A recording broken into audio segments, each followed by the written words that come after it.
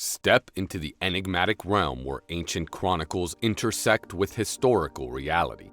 Journey with us as we uncover the untold saga of Princess Scota, a figure shrouded in mystery and adventure. Explore the intriguing convergence of Egyptian history and Scottish lore as we unravel the secrets behind her perilous journey and the identity of her enigmatic husband, Gaythelos. Delve deeper into the annals of time with us and discover the captivating truths behind this fascinating tale. Unveiling Scota's ancient Odyssey. Egypt was considered a world superpower during ancient times, and it was common for foreign princesses to travel to Egypt. However, the reverse was never true. The story of Scota is set in a period of tremendous social upheaval in Egypt, which led to exile of even the powerful pharaoh Akhenaton. This precise period of instability is the focus of the chronicle Scotichronicon, strengthening its claim to historical accuracy. It is unlikely that previous chroniclers such as Bauer or Fordun would have known that an Egyptian princess could escape from the collapsing Amarna regime of Akhenaton by boat. The discovery that Akhenaton was Scota's father strengthens the chronicle story, but it is unclear which of Akhenaton's 6 daughters was referred to as Scota. Unfortunately, this is unlikely to be a valid name for an Amarna princess, so we probably have a hypocorism, a nickname. Like many, a prince or princess before and after, Scota became known for her deeds rather than her birth name. What she managed to do, together with her husband, was take a whole community out of their comfortable homeland in Egypt and steer them westwards in a flotilla of small boats towards the setting sun. So Gaythelos gathered all his followers and left Egypt with his wife Scota because he was afraid to return to the regions from which he had come, Greece. He directed his course westwards because of old feuds. Walter Bauer, the Scotichronicon. The princess named Scoti was also known as Scoti. The name refers to the boat that the sun god rowed towards the western horizon, symbolizing the boat of the setting sun. It is a fitting name for this queen. Although some people believe that Princess Scota's name was based on an authentic Egyptian title, no actual name can positively identify her as a daughter of Akhenaton. However, her true identity can be discovered through the identity of her husband Gaythelos. The method of deciphering which daughter she was will have to be indirect. The Scotichronicon chronicle is familiar with Egyptian traditions and language. Unraveling Gaythelos, ancient chronicles revealed. The information about Gaythelos is sketchy. However, the chronicle has enough information to allow us to come to a surprising deduction. It is worth noting that the Scotichronicon account is not simply the invention of one scribe, priest, or historian, for Walter Bauer quotes 5 or 6 different chronicles that all relate the same kind of information. Using these sources, a consistent picture begins to emerge about turbulent times and a royal marriage that occurred at about the time of the biblical Exodus. In the time of Moses, there was a certain king of one of the kingdoms of Greece called Neolas. He had a son who was good-looking but mentally unstable, Gaythelos by name.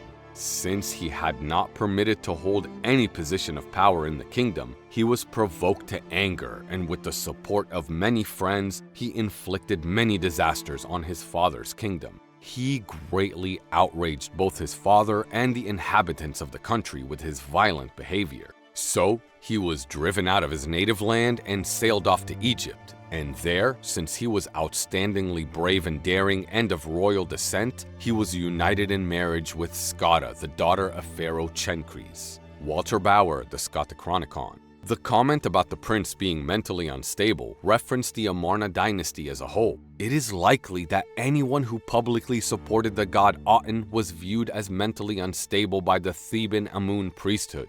Professor Watt, the translator of Scotichronicon, sees this royal instability as an unusual feature of the text. He says of this, "It is curious that Gaythelos' early life is portrayed in such hostile terms, which have no parallel in the Irish tradition." Walter Bauer, the Scotichronicon. The Scottish chronicle Scotichronicon was believed to be a local Irish myth. However, this myth does not seem to align with local literary traditions. Instead, it resembles the literary tradition of the Egyptian late 18th dynasty. This dynasty experienced a failed Amarna regime and its aftermath. Interestingly, many of the unusual aspects of the Scottish Chronicle correspond with Egyptian history, not Celtic traditions. One of the chronicles in Bauer's story mentions that Gaythelos went to Egypt with an army to help the pharaoh. Although Greece sent mercenaries to aid Egypt in later times, there is little evidence of such an event during the Amarna era. The Pendlebury Papyrus suggests that Greek mercenaries with traditional boar tusk helmets fought in Egypt during this era, but there is no conclusive evidence. Unraveling the enigmatic tale of Gaythelos. Gaythelos, an Egypto-Greek prince, is believed to have lived during the Amarna era 200 or 300 years before the Iliad's account of the invasion of Troy.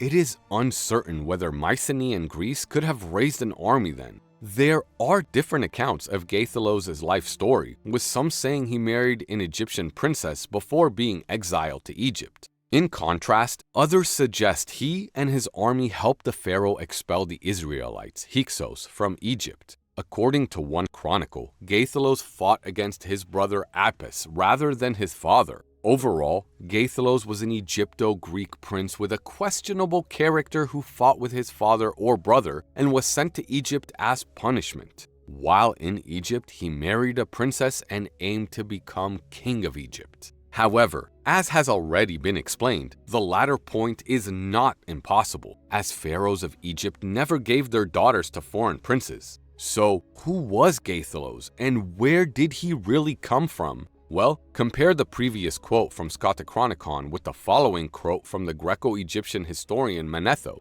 This king appointed his brother Hermes as viceroy of Egypt and invested him with the royal prerogative. He then set out on an expedition against Cyprus and Phoenicia, but Hermes, who had been left behind in Egypt, recklessly contravened all his brother's injunctions. He outraged the queen and proceeded to make free with the concubines. Then, following the advice of his friends, he began to wear the diadem, crown, and rose in revolt of his brother. Thereafter, Hermes was banished from Egypt, and fleeing from his brother, he arrived in Greece, and seizing Argos, he ruled over the Argives, Manetho Egyptica. Many stories tell of a prince who rebels against his father or brother, but how often does this result in exile from Greece to Egypt, or the other way around? There seems to be many similarities between these two stories, with the only difference being the departure and arrival points. However, there are other similarities as well. It's possible that Manetho was the original source for Scotichronicon, and if so, there may be areas of agreement between these two histories of ancient Egypt. The differences may simply be due to the number and variety of historians and scribes through which these chronicles have passed. Therefore, these two quotes may be from the same history of Egypt. Unveiling Gaythelos, Caesar of Egypt. There is a possible connection between Gaythelos and a prince called Hermes, also known as Danis. Gaythelos may have been a prince of Egypt who went to Greece, instead of a Greek prince who went to Egypt, which would make more sense of his marriage to an Egyptian princess and the prestige given to him. Moreover, the story of Gaythelos went to Ireland, where some newcomers were known as the Tuatha De Danann, which suggests that some of the exiles who left Egypt with King Gaythelos must have been of the tribe of Danann. Gaythelos' true identity can be discovered through the meaning of his name. Gaythelos most likely means Caesar, as in the Roman emperor. Although this may seem strange initially, the name Caesar was used as a title for subsequent emperors, many of whom were not part of the Caesar family. Caesar was adopted as a title because it referred to a king, but not the king of Rome. The title was also held by a pharaoh of Egypt. In the Egyptian original, the name is Caesaris, the spelling given for Ptolemy Caesarion, Caesar's son. The name Caesar's origin is unknown, but it is said that it could have been derived from Caesar, meaning hairy, or seizure. However, there is a much more satisfactory origin to this famous name. Gaius Julius Caesar's birth name was Gaius, his family name was Caesar, and his clan name was Julius. His name should really be given as Gaius Caesar instead of Julius Caesar. The name Gaysaris has another spelling with an initial G, while the equivalent Greek name is Kiaseros. Some historians think that Caesar was derived from the king title Gaythelos instead of vice versa. This means that Julius Caesar may have gotten his family name from an alternative source, rather than his name initiating the common Roman title for emperor. The name Gaysaris relates to Gaythelos in that the Egyptian R was transliterated into the Hebrew and Greek as an L, and the Egyptian didn't have the L consonant. This would mean that an alternative pronunciation for Gaysaris in the Egyptian might be Gaysalis or Gaysalis. There's also the issue of missing vowels, which weren't written in Egyptian, making it difficult to position the correct vowels in transliterations. Furthermore, the S to the alteration is common to many languages, especially among the Catalonian Spanish. This final alteration would then fully transition this name into the Celtic Gaythelos. And there you have it, the incredible tale of Princess Scota and the enigmatic Gaythelos, a saga that intertwines Egyptian history with Scottish legend. But the mysteries don't end there. Dive deeper into the annals of time with us as we uncover more secrets and revelations. Don't forget to subscribe to our channel, hit the like button, and share your thoughts in the comments below. Join us again on another thrilling journey through the corridors of history. Until next time.